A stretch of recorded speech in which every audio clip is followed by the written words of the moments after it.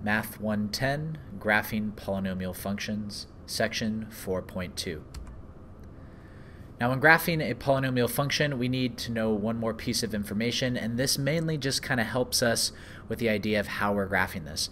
It states that if p of x is a polynomial function of degree n, the graph of the function has 1, at most n real zeros, and n most x-intercepts. So whatever my degree is of my polynomial, it's saying that it's not going to cross the x-axis more than that many times. It can't. And then the second is that at most n minus 1 turns. So that's when the graph changes from intervals of increase to decreased. At that change, we call that a turning point. Now these turning points are also going to be called relative maximum and minima. These are going to be things that you examine a little bit more once you move on to calculus. But right now we just don't have the tools to actually find where those minimum and maximum are at. So piecing everything together, this is going to be kind of like the layout of what we're going to use when we're graphing these polynomial functions. So the first step, we're going to use that leading term test to determine the end behavior. So we have to know the shape, etc. The second, we're going to be finding the zeros of the function by solving f of x equals 0. Any of those are going to be real zeros, or those are going to be the coordinates of my x-intercepts. Now we have to remember our multiplicity. Step 3, this step here kind of helps us with verifying the graph, and I'll kind of do step 3 after I've graphed everything, just so it kind of like verifies it. It's a little bit more visual and easier to see once you do it that way. Step 4 says find f of 0, which is the y-intercept, and then if necessary, find any additional points. 6, check to see if there could be at least n x-intercepts and at most n minus 1 turning points. So that first one, use the leading term test to determine the end behavior, and we're going to be talking to this polynomial h. So the end behavior, what I need to look at here, this is negative, that degree is even, so what's going to happen is my end behavior is going to look something like that. So the next step says find the zeros of the function by solving f of x equals 0, and any real zeros are going to be the first coordinates of the x-intercepts. Remember multiplicity. So I want to factor that equation. So that was my first one. My second one, I want to factor my equation. So if I have negative 4x to the 4th plus 8x to the 3rd, I want to factor out the negative 4, the x to the 3rd, and if I do that, I'm left with x minus 2. So that my zeros are going to be 0, because if I set that equal to 0, I get 0. And I have 3 of them, so it's multiplicity 3. And here I have 2, and that's going to be multiplicity 1, because I only have 1, 2. So those are going to be my zeros, and you're going to see how those multiplicity interact. If you remember, multiplicity, when it's odd, it's going to cross through. When it's even, it's going to be like a tangent, or it's going to bounce at that 0. Step 3, use those x-intercepts to kind of create that chart. I'm going to come back to this in a little bit, but the chart, here's 0 and here's 2, and we're going to pick values in between that chart, but I'm going to come back to that in a little bit. 4, it says find f of 0. So if I plug in 0, I'm going to get negative 4 times 0 to the 3rd power times 0 minus 2. Well, 0 times anything, that's just going to give me 0. So my y-intercept is going to be 0. Now, if necessary, find additional points. Now we're at this moment in which I can start graphing and piecing this together. Now, these steps here, step 1, step 2, and step 4, those are the more essential parts, or the more essential steps, because those steps allow us to be able to start piecing all this together. So I know that my graph, because my end behavior, it's going to come out from over here, it's going to do something here, and it's going to go back down. I know it's going to have that type of shape. This second step here it says my zeros are at 0 and 2. So I have zeros at 0 and at 2. Step 4 says that it crosses the y-intercept at 0. So that just kind of reinforces this value here. So that's where it's going to cross. But now that I have all those values, I can sketch what my graph is going to be. It's first going to be coming from this direction, and it's always going to be moving towards that 0. So that's going to be the first part. So drawing this, okay, so it's going to come here, it's going to go to that 0. At that 0, my multiplicity is 3. 3 is an odd number. Odd means it's going to cross. So I know it's going to cross through at that 0. Then it's going to do something I don't know quite yet, but it's going to cross that 0 and it's going to come back to that other one. It has to. It's always going to interact it that way. It's going to come back to that 0. So it crossed through. It's going to come back to that 0 at 2. At 2, the multiplicity is 1. 1 is an odd number, so it's going to cross through it. And so now it's going to come back around. It's going to cross that value, and then it's going to follow the end behavior to negative infinity. Now, if I had wanted to, plug in a few extra points, my graph would be a little bit more accurate. Like if I had plugged in -1, if I had plugged in +1, if I had plugged in, +3, those values, it's going to, make it a little bit more accurate. So right now it's not super duper accurate, but this is just a rough sketch of what's going on. And just to kind of verify that, what if I had plugged in 1? If I plugged in 1 into my function, I would have gotten -4 times 1 plus 8 times 1, because 1 to the 4th power and 1 to the 3rd power, right? Those just give me 1. So I get -4 plus 8, which is just 4. So I technically at 1, I get the point 4, 2, 3, 4. So technically, my graph is going to do this, and it's going to come back down like that. So this piece is actually it's missing here. And so my graph is going to do that type of shape. Okay, so it's going to come up, it's going to hit that point, but then it's going to go back down, like so. And then it's going to go on and do, but like I said, this is a sketch. It kind of looks goofy. It's not as accurate, but this principles, we're just trying to get an idea of what's going on here. Now looking at step 6, it says to check there should be at most n x-intercepts. Well, my n is 4, so it can't be more than 4 x-intercepts. There isn't, there's only 2. And then the other part, n minus 1 turning points. Okay, well, it's going up, increase, now it's decreasing. So it only has 1 turning point, n minus 1, it should only have more than 3. It can't have more than 3. So because it goes up and it hits that, goes back down, that's only 1 turning point. That works there.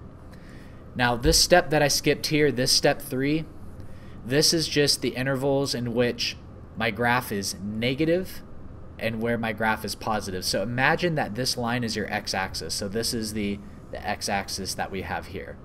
If I take a value and I plug, let's say -1, and I plug that into my function, so I'd get -4 times -1 cubed times 1 minus 2. I need to ask myself, is this value that I just plugged in, this -1, is that going to be negative or is that going to be positive?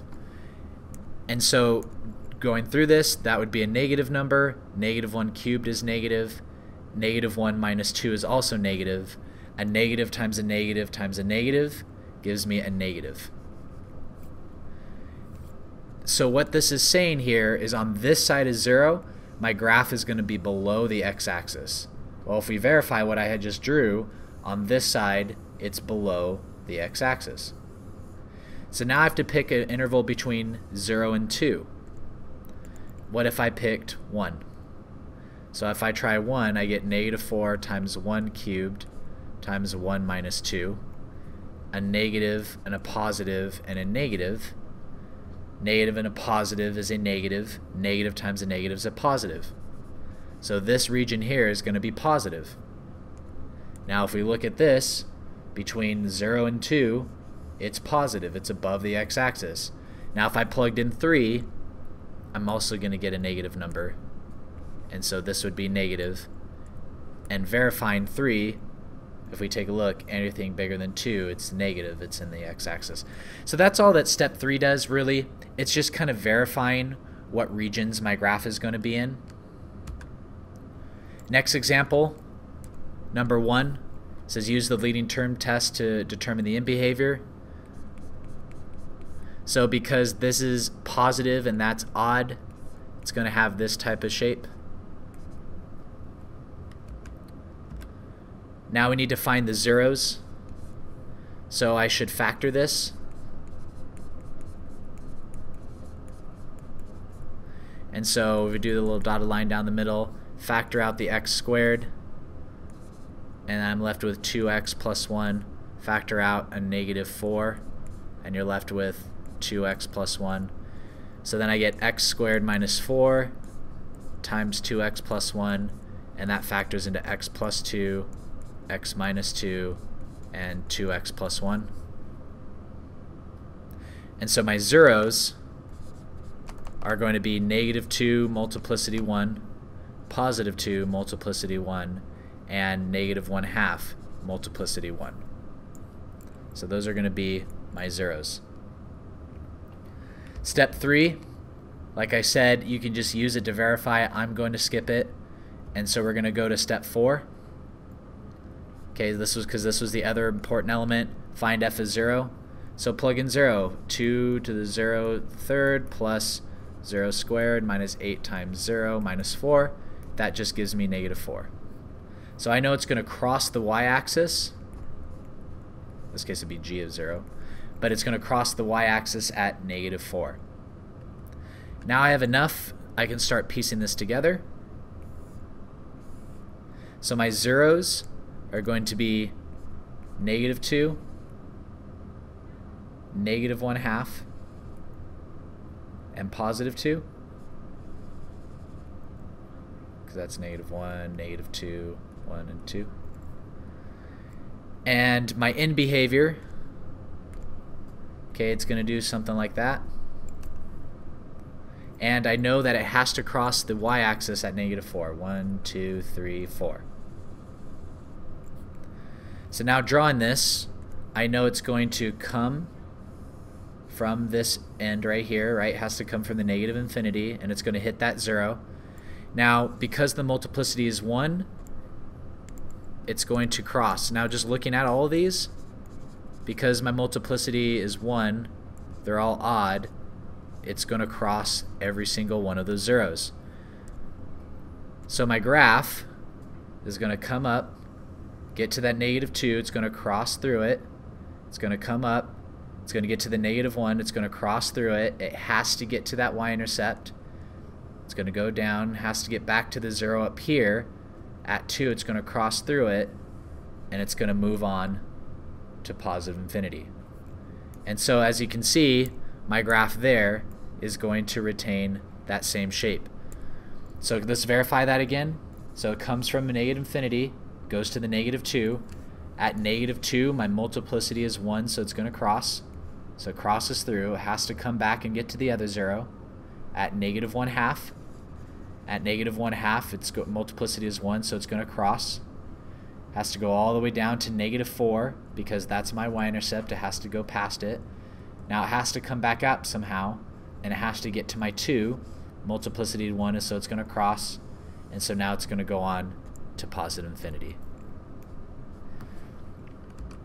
Step 6, to check, there should be at least n x-intercepts, or at most n x-intercepts. So because my n is 3, 1, 2, 3, I don't have more than 3, so we're good there.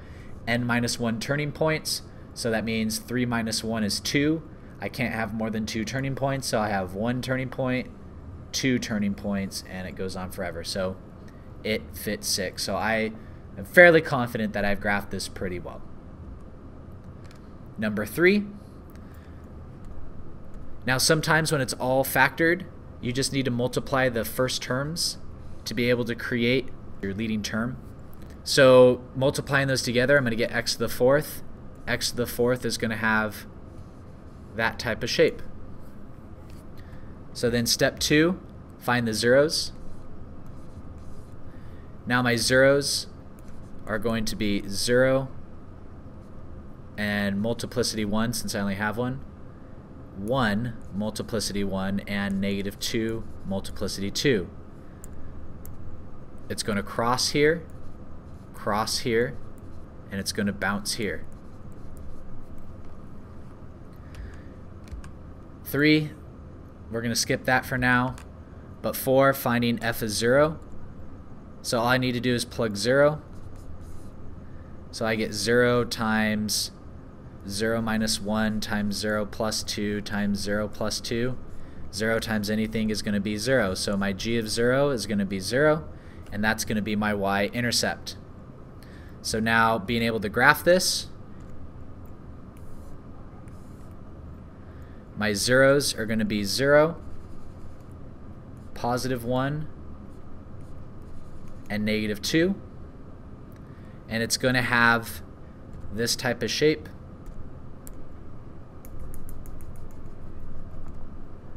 And so coming along here, my graph, it's going to come on at negative 2. My multiplicity was 2, so it's going to bounce here. Then it's going to go to the 0. Here it's going to cross, has to come back. It's going to hit 1, and it's going to go on to positive infinity. So to review that, it's going to come, get to that negative 2. At that negative 2, because my multiplicity 2 is going to bounce, it's going to come back. It's going to get to that 0, which my multiplicity was 1, so it's going to cross through. And then at 1, it's going to have to come back around. It's going to get to that positive 1. It's going to cross there, and it's going to go on to positive infinity. To verify step 6, check to see if there's at least n x-intercepts. So I have 1, 2, 3, 4. Well, I only have 3, so it's not more than 4, so we're good. And it can't have more than 3 turning points. 1, 2, 3, so we're good there. Now the intermediate value theorem, polynomial functions are continuous and unbroken. So if we think of the scenario that if we plug in a value for x and our y, and they have opposite signs, what can we assume? Now a conclusion could be that a 0 exists in between those two values. So here's the definition for it. For any polynomial function p of x with real coefficients, suppose that a doesn't equal b, so for p of a and p of b are of opposite signs, then the function has at least one real 0 between a and b. So visually, if here's my graph, if this was my a and here is my b, this right here is my p of b, this right here is my p of a. What it's saying that if it goes from negative to positive, it has to cross the x-axis somehow here. Now the intermediate value theorem cannot be used to determine whether there is a real 0 between a and b when a or p of a and p of e have the same sign. So there's a chance that it can cross through. We just can't verify to say that there's an actual 0. And to give an example of that, let's say if I did this and I picked my a to be this value, so there's my p of a, and I picked my b to be this value, so there's my p of b. So there's a bunch of zeros in between there, but I can't tell because both my p of a and p of v are positive, which are the same sign. So example number 4, it says use the intermediate value theorem to determine whether the function has at least one real 0 between a and b. So all you have to do is you have to plug in -4 for a and -2 for your b. So plug it in -4, I got a negative value. I plugged in -2, I got a positive value. So based upon the intermediate value theorem, I can assume that a 0 exists between a and b, because it has to cross the x-axis going from that negative value to that positive value. Now to contrast it with these two values, -1 and +3, if I plugged in -1, I got 6. If I plugged in positive 3, I got 18. Because both of these values are positive, I cannot assume that there's a 0 between there. There might be, but I don't know. If you have any questions, please leave them in the comments.